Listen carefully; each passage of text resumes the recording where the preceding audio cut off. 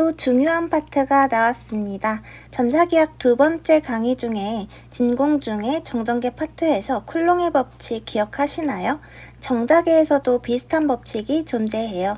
두 물체가 일정 거리 r만큼 떨어져 있고 각각 물체에 자하가 있으면 이 물체 사이에 힘이 발생합니다.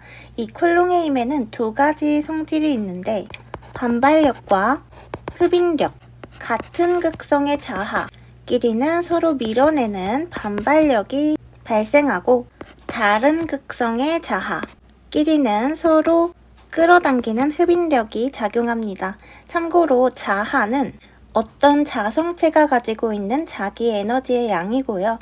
전기에서의 전하처럼 자기에도 자기적인 전하, 자하가 있다고 생각하면 돼요. 정자계에서 두 자하 사이에 작용하는 힘을 계산하는 공식이 나와 있는데 F는 두 자하 사이에 작용하는 힘이겠죠. 단위는 뉴턴입니다. 그리고 M1, M2는 각각의 자하, R은 두 자하 사이의 거리, 그리고 뮤제로는 진공의 투자율인데 이것도 암기를 해주셔야 합니다. 4파이 곱하기 10의 마이너스 7승. 그래서 이거를 여기에 대입을 해서 수치적으로 표현을 하면 6.33 곱하기 10의 4승 R제곱분의 M1, M2. 그래서 자하가 클수록 그리고 거리가 가까울수록 힘이 커지게 되겠죠. 사실 이거는 정전기력이랑 비슷한 형태라 비교해서 기억하면 쉬워요.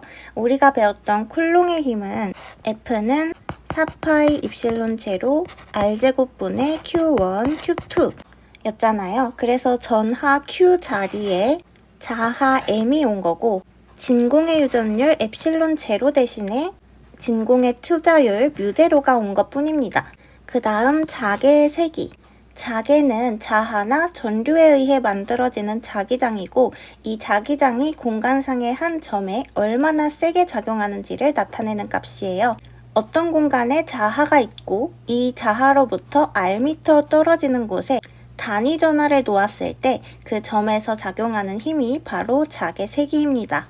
우리가 전개의 세기 구할 때 F는 QE에서 전개의 세기 E는 Q분의 F 였죠. 자계 세기 H와 자하 M이 있을 때 힘 F는 MH로 나타낼 수 있습니다. 그래서 H는 M분의 F, F는 아까 이걸 말한 거죠. 그래서 4파이 뮤제로 R제곱분의 M.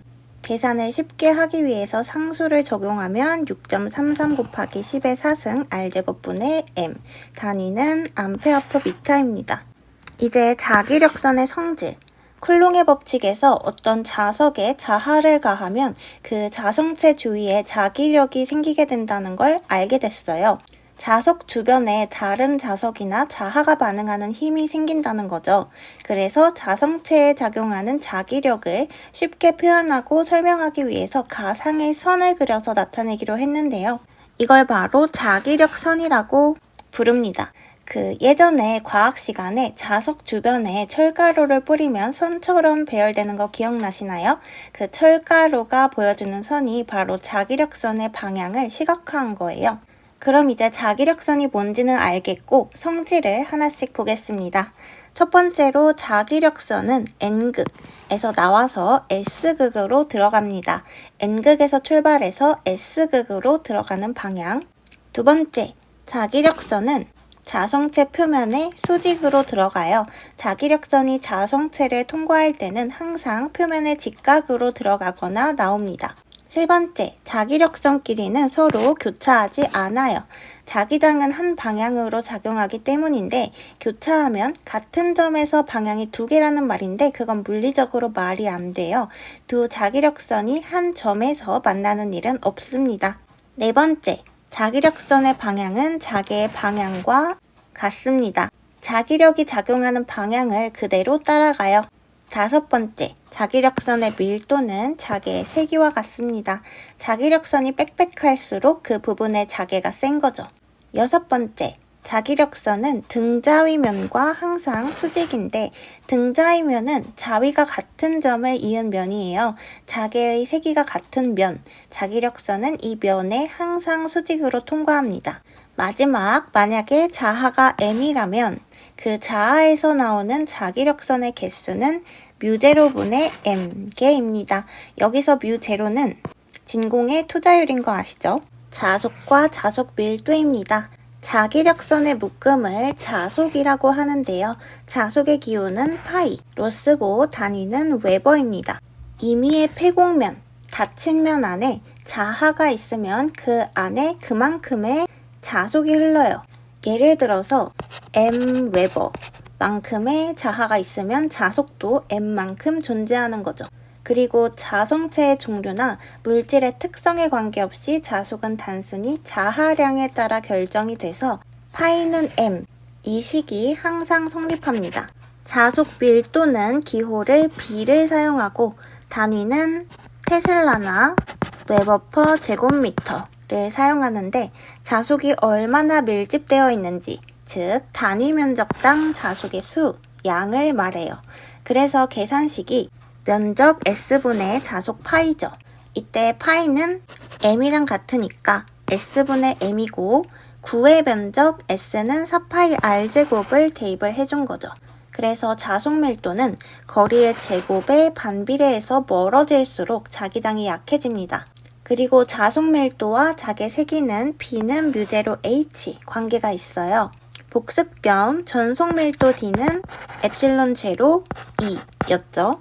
이거 두 개 모두 암기를 해야 합니다. 가우스 법칙은 전기장뿐만 아니라 자기장, 정자계에서도 중요하죠.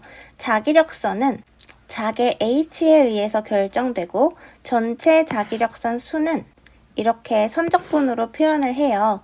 여기서 H는 자개, ds는 자기력선이 지나가는 경로의 길이죠.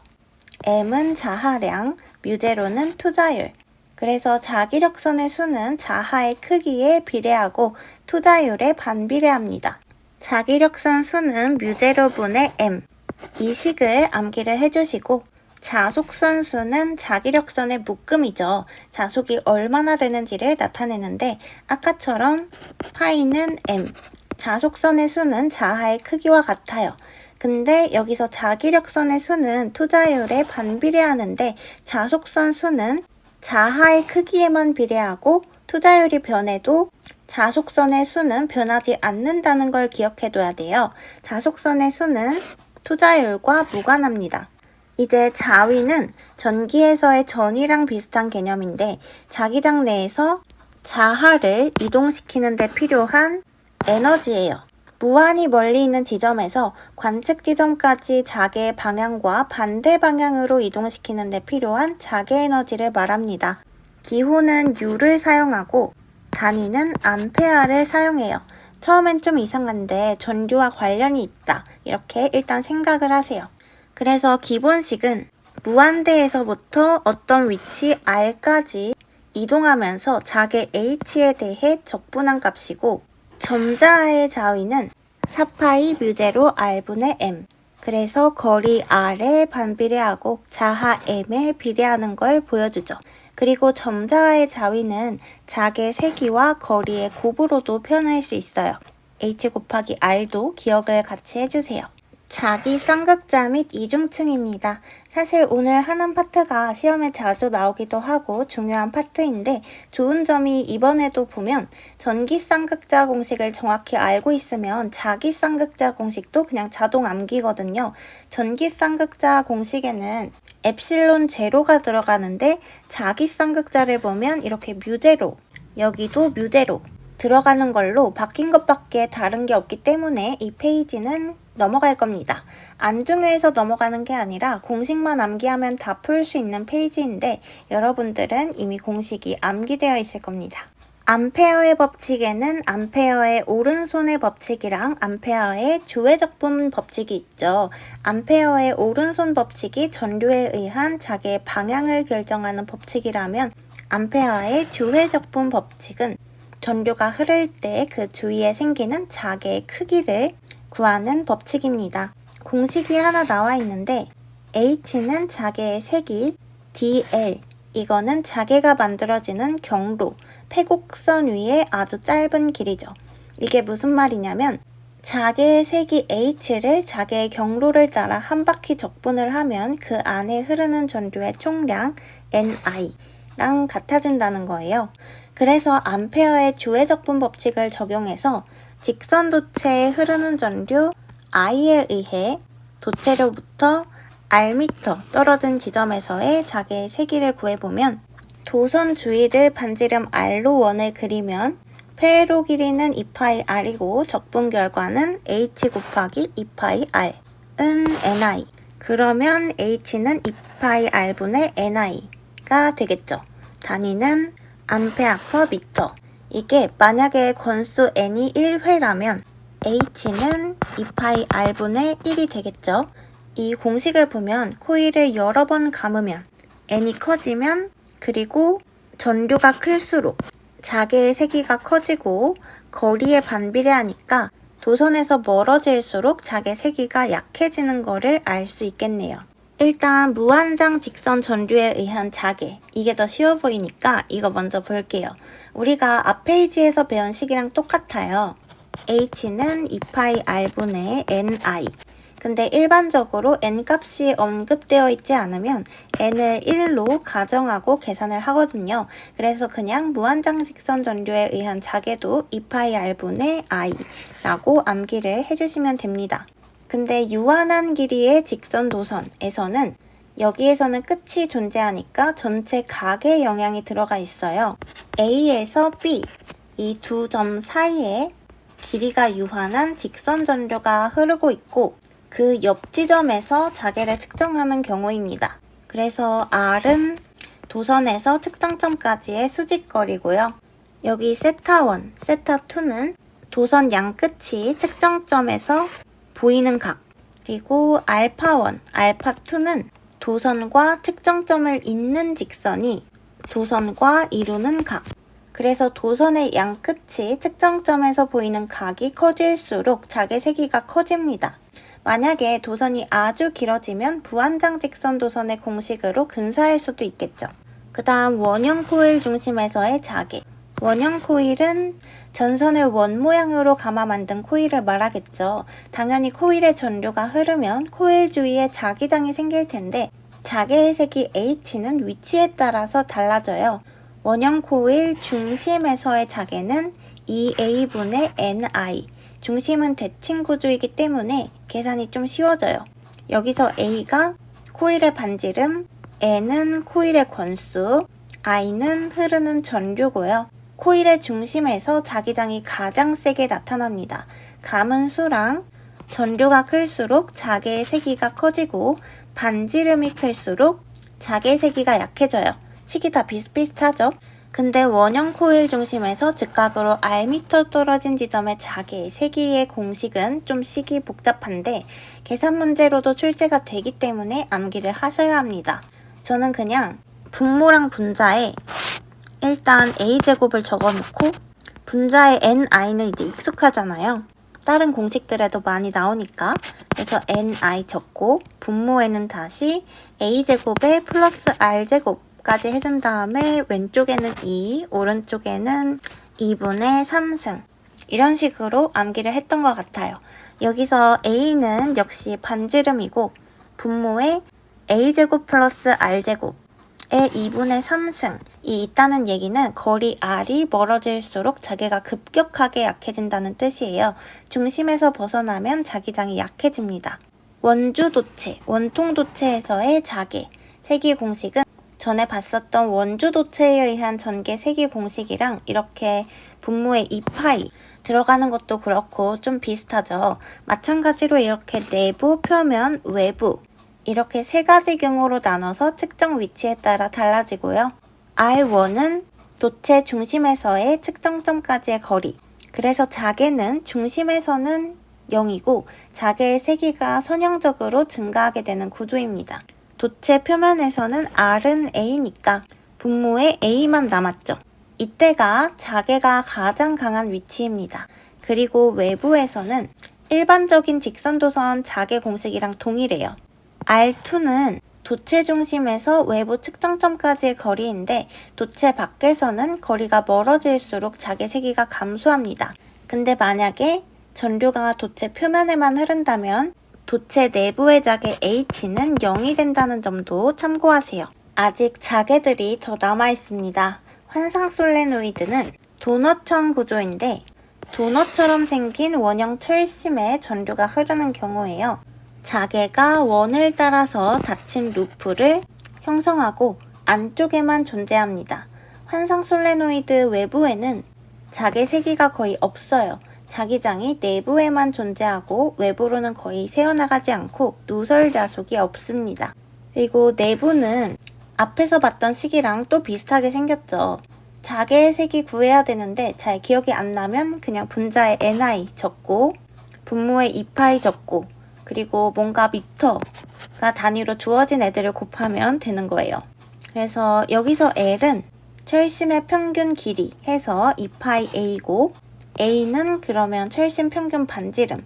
그러면 반지름이 클수록 자개가 작아지고 전류와 감은 수에 비례하겠네요.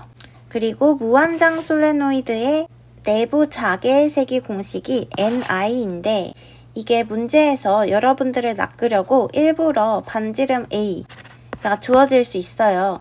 근데 지금 이 영상을 보고 있는 여러분들은 낚이면 안 되고요. 그리고 또 n이 지금 보면 단위 길이 1m당 담은 코일 횟수거든요. 그래서 만약에 문제에서 1cm마다 건수가 100인 무한장 솔레노이드라고 하면 n에 그냥 100을 넣는 게 아니라 100 곱하기 100을 한 개 들어가야겠죠. 이제 마지막으로 정N각형 중심의 자개인데 이것도 시험에 번갈아 가면서 골고루 잘 나오거든요. 그래서 일단 분모에 파이 L 들어가는 거는 고정이라고 생각하세요. 여기에 정삼각형은 2분의 9, 정사각형은 2루트 2, 정육각형은 루트 3, 삼각형은 세변, 3의 제곱, 9가 분자. 그래서 2파이 L은 변의 길이 L 곱하기 2파이. 사각형은 2루트 2가 분자, 파이 L이 분모. 사각형은 루트 2가 들어간다. 정육각형은 육각형이라 6 아니고 3. 루트 3이 분자, 분모에 파이 L. 뭐 별거 없지만 좀 암기에 도움이 되셨으면 좋겠네요. 암페어의 주외적분 법칙이 대칭 모양 도체에서 자개를 구하는 법칙이었다면 비오사바르의 법칙은 도체의 모양에 상관없이 자개를 구하는 법칙입니다. 전류가 흐르는 아주 작은 구간이 어떤 한 지점에서 만드는 자개의 세기 DH를 계산하는 법칙이에요. 그래서 공식에서 DH가 아주 작은 구간에서 발생하는 자개, 그리고 I는 전류의 세기, DL은 도선의 아주 짧은 길이, 세타는 전류 방향과 R이 이루는 각. 여기서 R은 측정하려는 지점과 도선 구간 사이의 거리겠죠. 저는 이걸 어떻게 외웠냐면 비오사바르의 법칙이니까 분모에 4가 들어간다. 그리고 분자에 IDL, 이거를 좀 빨리 읽으면 아이들 이라고 발음되지 않나요? 제가 아이돌 중에 여자 아이들 노래 좋아하거든요. 그래서 아무튼 분자의 아이들 사인 세타, 분모의 비오 사바르의 4 들어가고 파이 R제곱이라고 외우면 끝. 그리고 오른쪽에 이 공식들도 암기를 해줘야 되는데 플레밍의 힘은 전류가 흐르는 도선이 자기장 속에 놓였을 때 도선에 작용하는 힘 F는 BIL 사인 세타입니다. 그래서 이 도선이 자기장과 수직, 세타는 90도일 때 힘이 가장 크고 자기장과 평행이면 힘이 0이 된다는 거를 기억을 해두셔야 합니다. 저는 이 BIL을 발음대로 읽어서 빌 사인 세타, 플레밍의 힘은 빌 사인 세타라고 외웠습니다. 그 다음 로렌츠의 힘은 전개와 자개가 존재하는 공간에서 전하 Q가 속도 V로 움직이면 이 전하가 받는 총 힘을 로렌츠의 힘이라고 해요. 전하 Q는 자개에 의한 힘만 받을 수도 있고 자개와 전개에 의한 힘을 모두 받을 수도 있습니다.